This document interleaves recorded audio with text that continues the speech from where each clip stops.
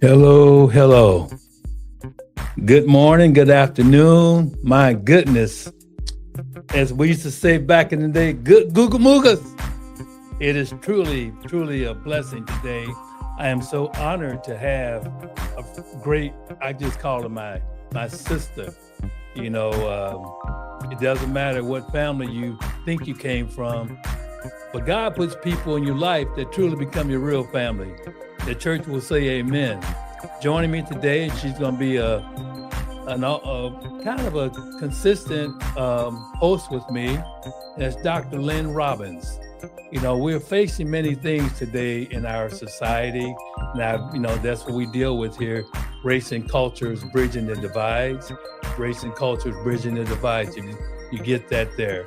We are here to talk about not just race. See, race is a social construct that has no bearing in terms of what cultures do for people. So today we're going to be talking a little bit about what is happening out there. We're going to talk about, of course, Caitlin Clark. There's issues going on. Angel Reese, Sandy Brondello from the Toronto team, and none other than the convicted felon in chief, you might call Trump, and other commentary we'll be talking about today. I'm so excited because life is just so full of many surprises. You can never tell what's going to happen from day to day, moment to moment, nanosecond by nanosecond. And some of you that went to physics class with me, we must understand some very important issues. And I don't want to just keep on talking and talking. I want to just get down to the nitty gritty of things and just try to figure out, where do we go from here? Where do we go from here? I'm just excited again to bring forth someone that you will enjoy, and we'll be together many, many times. And with no further ado, I'm just going to bring on right now, because I see her smiling back there. Hey there, Dr. Hey, Lynn. brother Staples, how are you? Sister. Yeah. I'm so glad to see you. Boy, Likewise. Y'all know, don't get this twisted. I have a beautiful wife, but doesn't Dr. Lynn look good? Doesn't Dr. Lynn look good? I love you, Rev. I love you too. But she looks real good. And how good does she look, y'all? Very good. She looks real good. And sometimes she does this to people.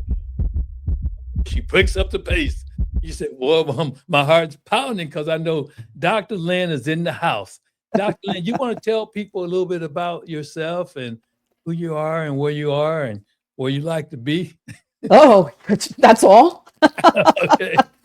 Well, just to be brief, and I know we're going to be talking pretty much about what's going on now with race culture and Caitlin and Wnba and all of that. Yes. So my background there is, I actually, believe it or not, yeah, you'll believe it, I played basketball 1965, 66, around that era.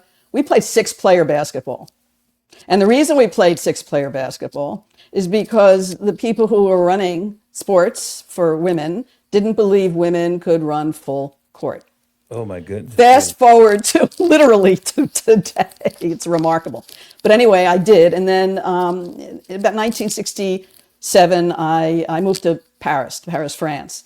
And that's where I was introduced to one of the most beautiful games I've ever seen. It was the 5-player basketball and European style. Right. And the first person I saw where I fell in love with the sport was Jackie Chazalon.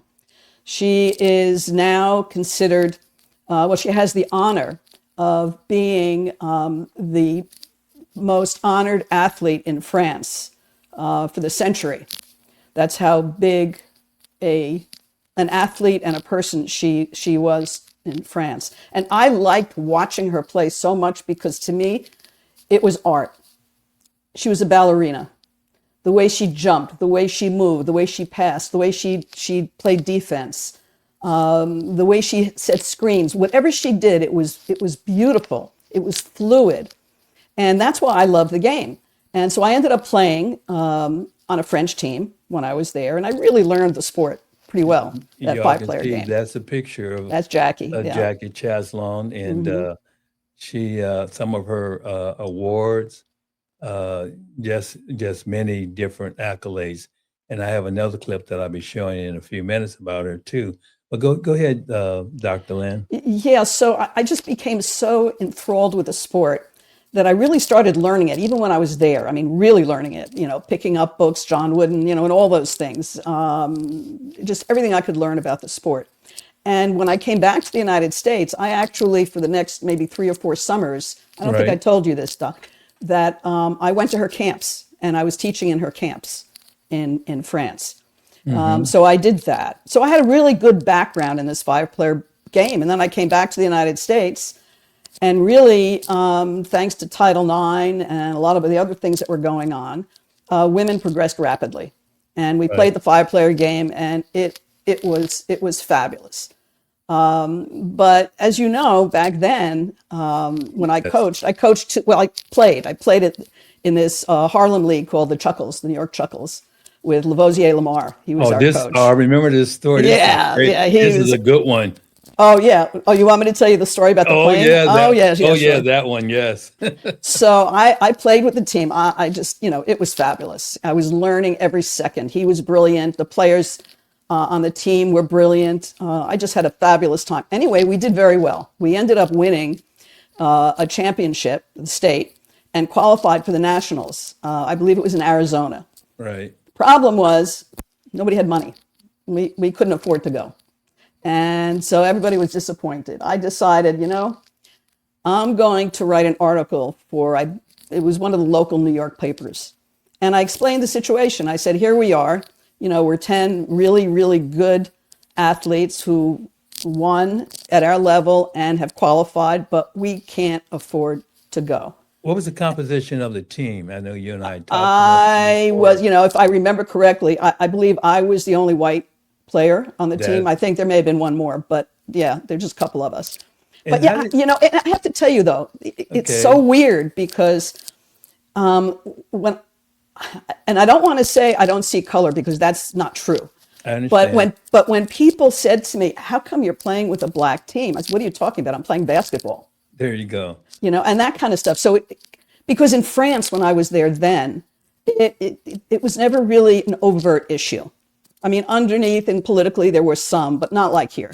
I'm glad to hear you say that, and I want you to bring up that point because as we segue into what we're going to talk about with some current positions in basketball, you being the only white player, predominantly all other black players, and but you were set apart because of certain things. They didn't look at you either.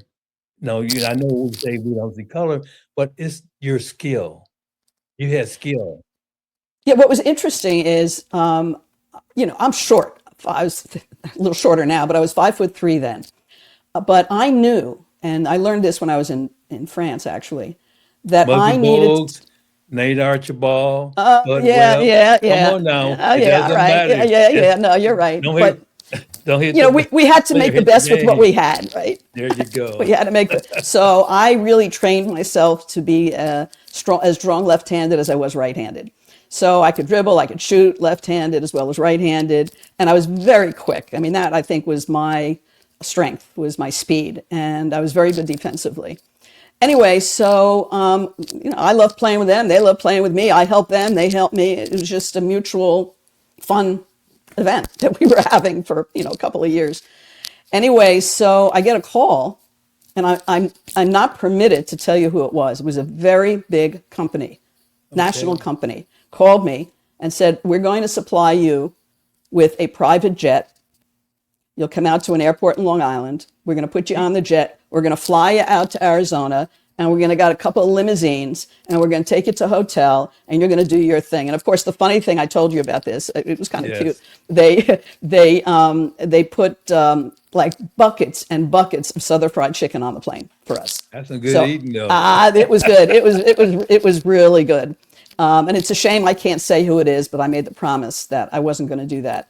So anyway, we get there, and unfortunately, we kind of lost in the first round, but and they flew us back. But what an experience it was! Most of those players had never been on a plane before, and just the money was necessary.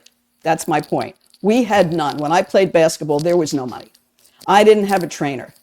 I had to get a bus license because I drove the buses to take us to various games when I coached actually at Long Island University.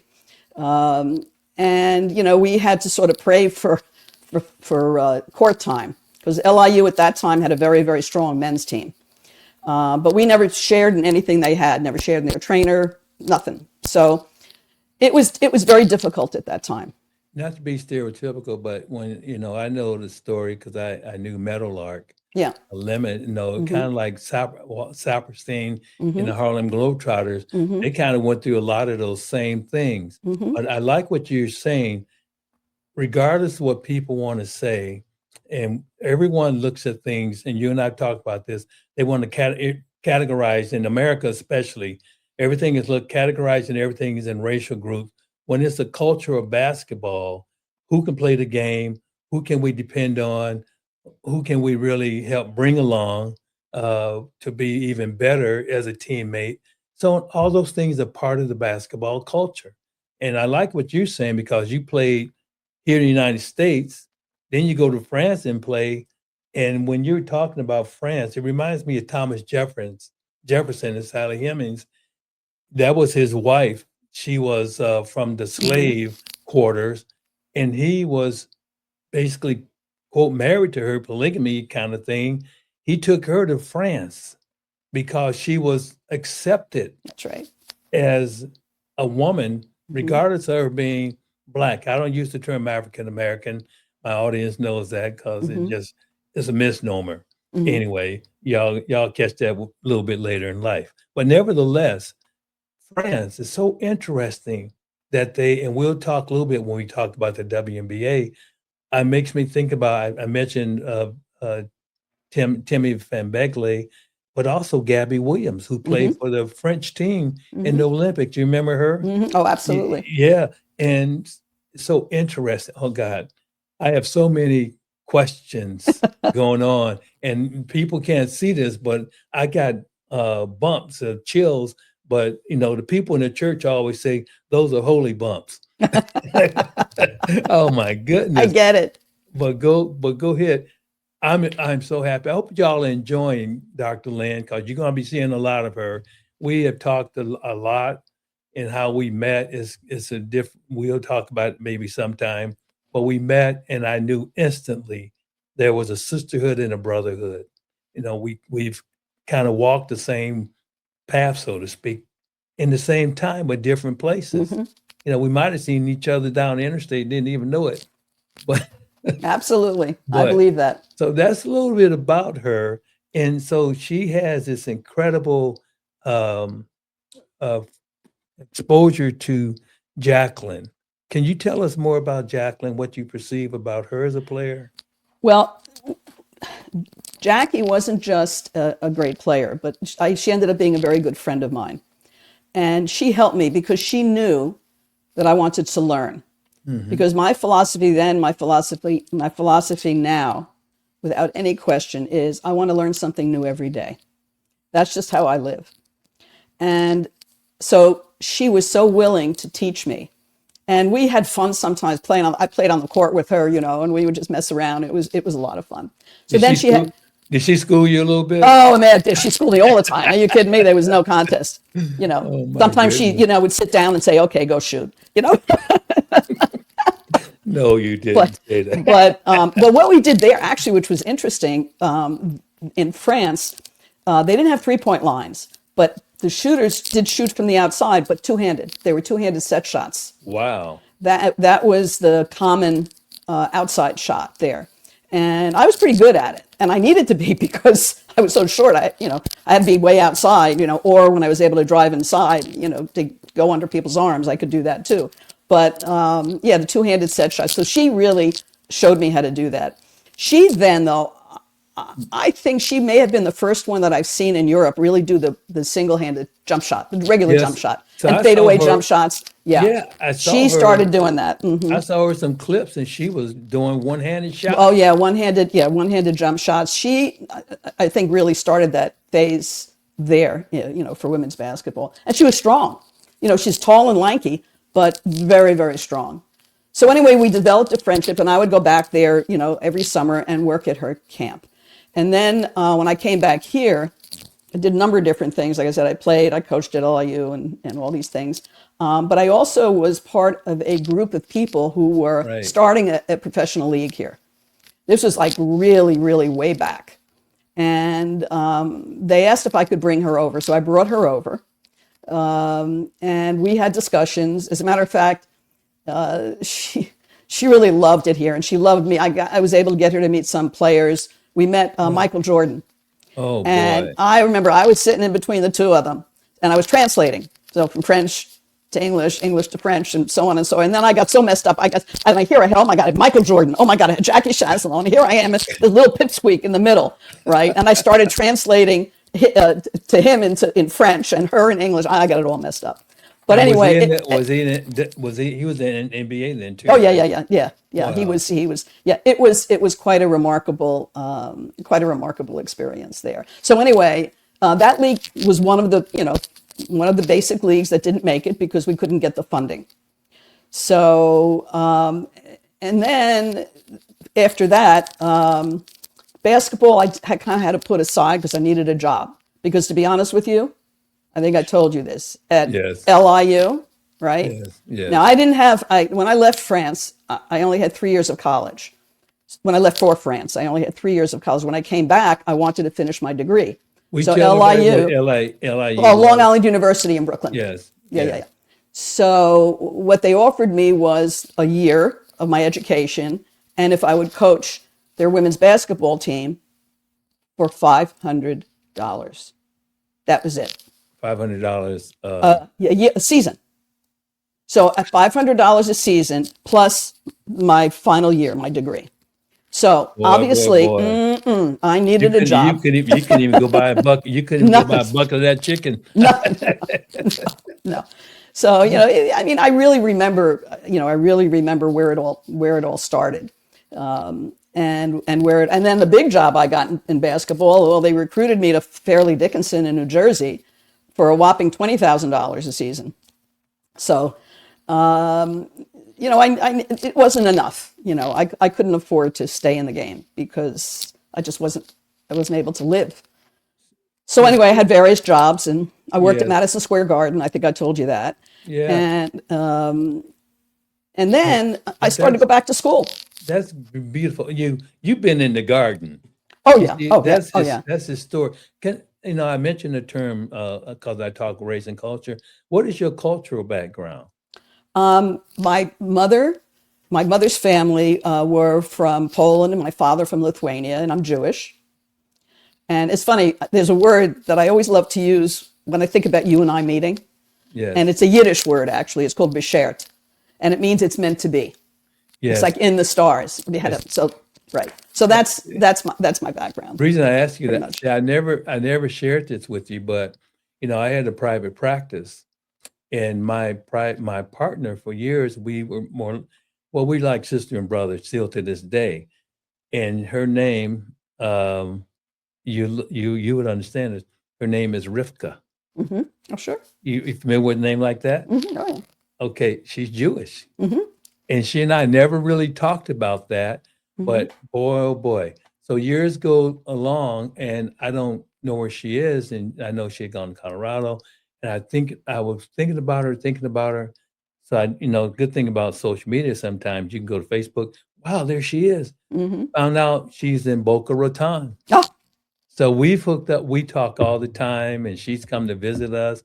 And it makes me appreciate that. And I think I've told you that I actually transferred into a high school that was predominantly Jewish. Mm-hmm. And during our pep rallies for football and et cetera, a lot of people sell chocolate chip cookies and things. We were selling baklava and lox and bagel to make money for the games.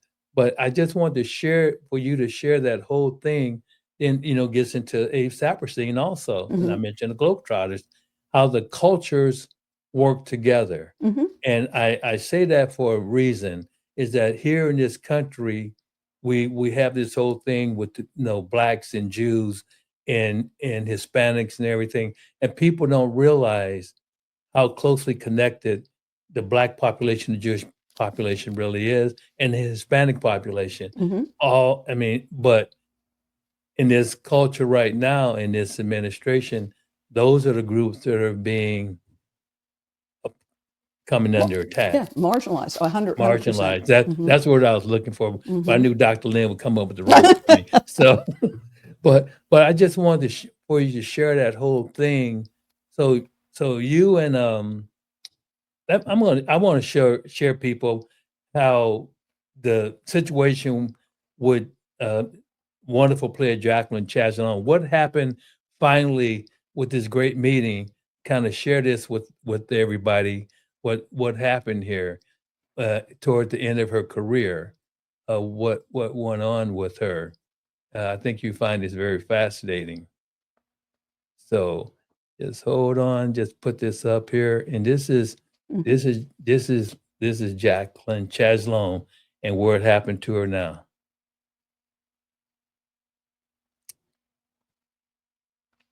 Yes, they named a building, a sports building, after her. Oh, beautiful. And her name is on there. It's a multi-sport building, and it's beautiful on the inside. And they said she deserved it more than anybody because she's done a lot for sport. The Gymnasium, Jackie Chazalon. She looked like she could still hoop. Oh, I'm telling you. Yeah. Oh, yeah. Yeah, she's a great lady.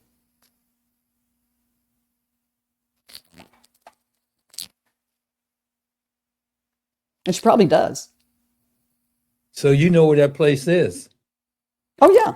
Look at her go. There she is. See, look at that shot. Look at that. Look at that. That underhanded. Oh, I got it. She was known for that. Chill. Yeah. Oh, that's that one hand.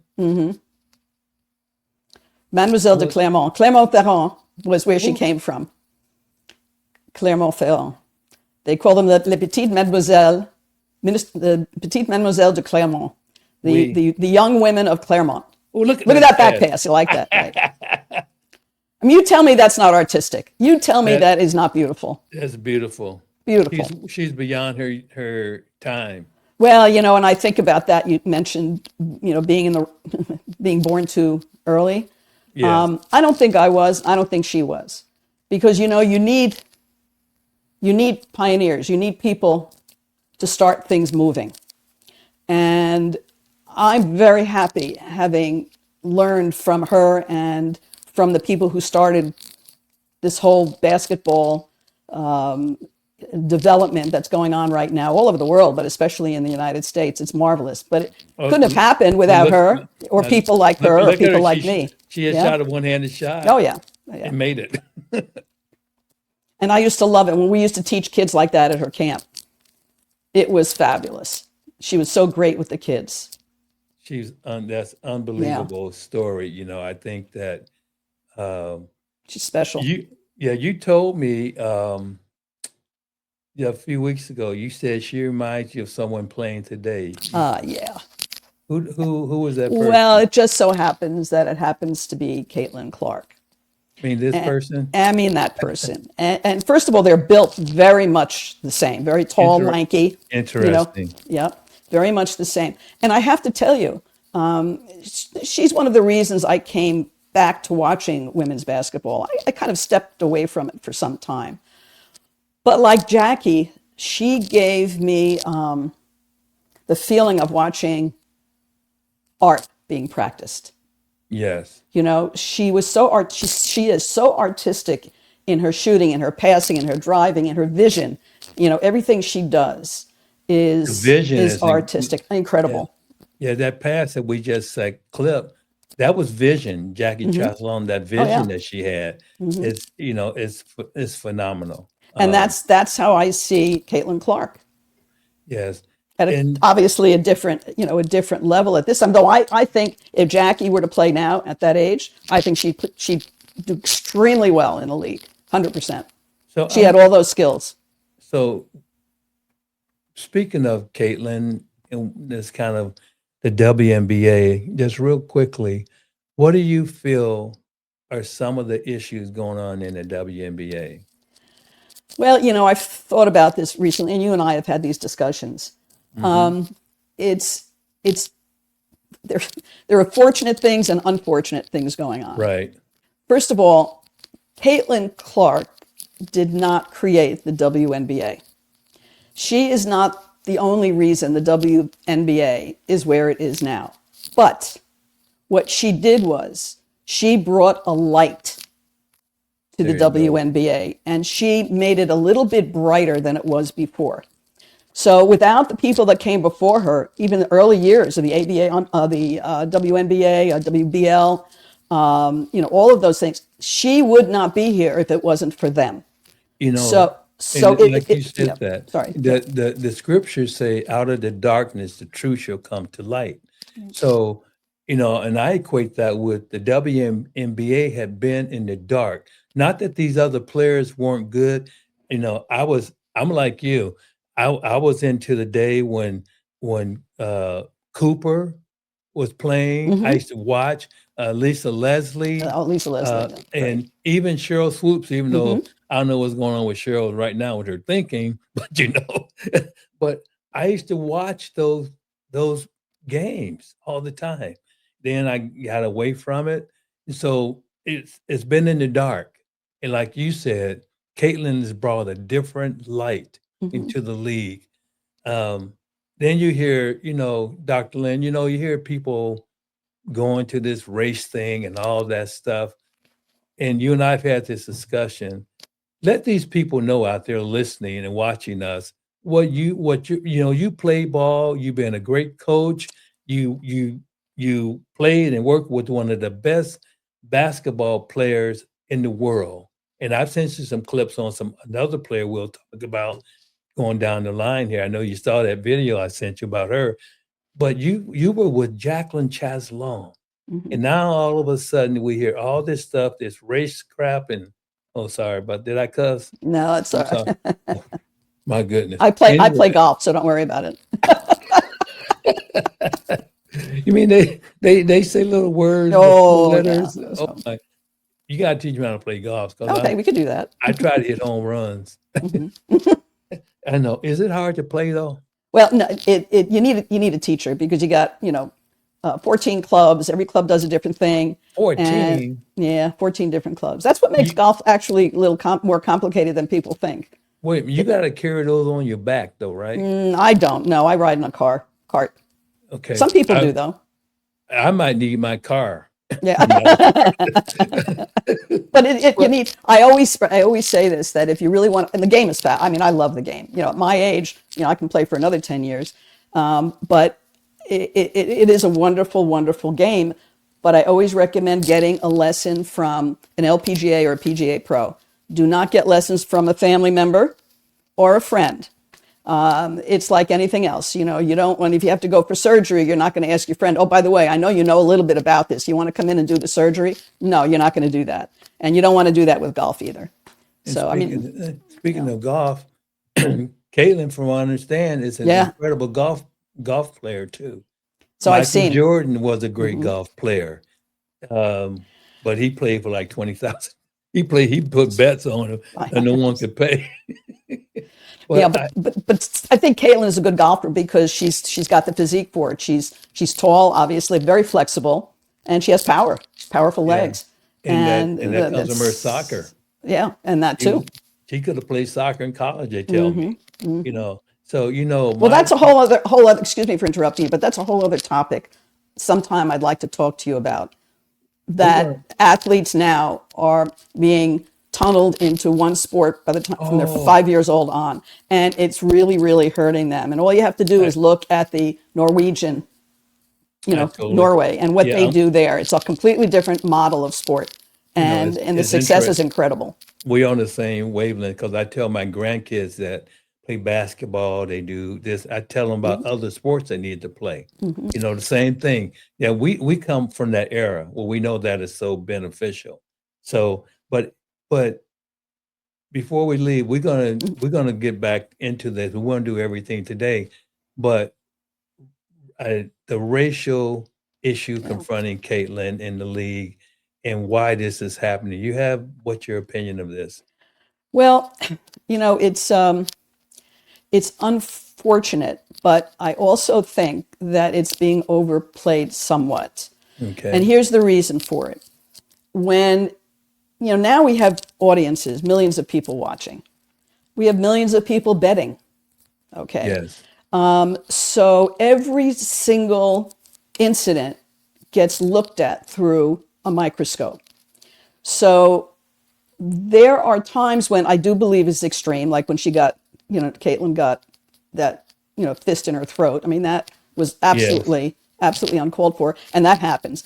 But I don't know so much if it's rampant or if it's that people are focusing on things that bring excitement, if you will. They think it's exciting, these things. Look at this, look what's going on. And they don't actually enjoy the game. So I see fouls. And there are a couple of, let me finish this whole thing because I do see fouls. Go right ahead. And I see blatant fouls. Yes.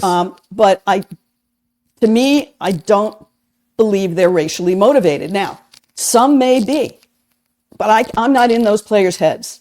I don't know what they're thinking. So I would never say something is racially motivated unless they tell me, or I find out, yes. And we know that some of them have said that. Yeah. However, we'll get into some of that in later sessions. Right. And people have said that. But I think the biggest issue right now with the WNBA, and I think it needs to be addressed very, very quickly, is the officiating. Because what's happening is the game is getting way too physically out of hand.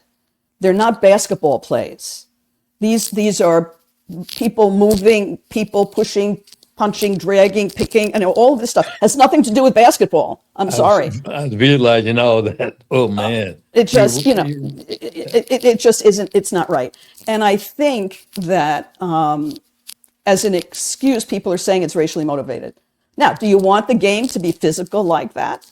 I don't. I love that game we saw the other night where Caitlin scored her 45 points, right? That was both teams, that game was fluid. It was beautiful. Yeah. The passing, the running, the defense, the offense, the shooting. The reffing was better. Gorgeous. And the reffing was much better because right in the beginning, they set the stage. Right in the beginning, they said, no, we're not doing this. I like that. That's exactly what needs to happen. Y'all heard it. Dr. Lynn, Chazalon, running mate, y'all heard it. The referees, even Caitlin said after she got that, was it a technical? Whenever they were interviewing her, she even said the refs need to be better. And she said something so important. She said they need to get paid better. That's right. Now, that is an interesting statement. They need to get paid better. She said, she mentioned something about, I hate to say it like this, the NBA player refs might make $500,000 a year, and the WNBA players may make $50,000. Mm-hmm. That's a huge, or $5,000 a game, something like that. Exactly. Yeah, and what happens? I don't blame the officials, but when you're only making that kind of money, it's like me. I couldn't play basketball for a long time because I couldn't afford it. Well, they've got to go do other things. So they can't focus on the sport. It's not a profession for them. So it's something where they make, they're good at it. They go to school, they learn the But my feeling is about the officiating that there has to be such intense communication between leadership of the teams, the coaches, the players coming together and saying, this is what we see as the way moving forward for the game of women's basketball. It's that big. I think it's that big. But everybody needs to have a voice because I'm a firm believer in that you can't make a decision and somebody be quiet and expect them to follow that decision. They need to be involved. And I think what Dr. Lynn just said brings us to a little close on our first segment together. But I want y'all to listen to what she just said. The refs need to be looked at to make things better. We have an incredible young lady here, Dr. Lynn Robbins, former coach, player, sports psychology consultant. That's truly my sister from another mister. I thank you all for joining us today, and keep your ears to the rail, so to speak, to listen to some of the other things that Dr. Lynn and I will be bringing your way. We will focus on, there's a lot of things that I didn't even get into today. For our titles, we're going to talk about Sandy Brodello and Angel. We're going to talk about the man in the White House and some other things. But as I said before we even started, my father told me once, I was telling Dr. Lynn, he said, son, you don't try to preach the whole Bible. Right. But we thank y'all for joining us today. And doesn't Dr. Lynn have a great smile? A great Thank smile. you. And look, hey, we're saying, look at your smile. Two of us together. Got to take something from that. Well, we're going to be a great team, and I'm glad the people out there are going to join us. Thank you so much, Dr. Lynn. And God willing, we will see everyone next time. Peace out, and thank everyone for joining us today. Thank you.